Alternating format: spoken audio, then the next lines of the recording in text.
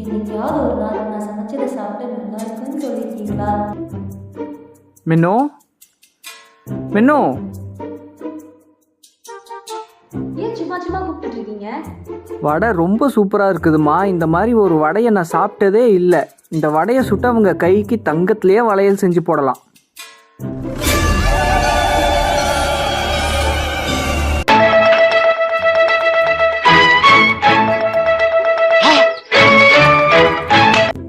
நல்லா இருக்குன்னு தானே சொன்னேன். நான் சமைச்சா மட்டும் ஒரு வார்த்தை நல்லா இருக்குன்னு சொல்ல மாட்டீங்க, ஆனால் உங்கள் அம்மா சமைச்சா மட்டும் தங்கத்தில் வளையல் போடுவீங்களா நீங்கள்? எனக்கு தெரியாதுமா, எனக்கு தெரியாது.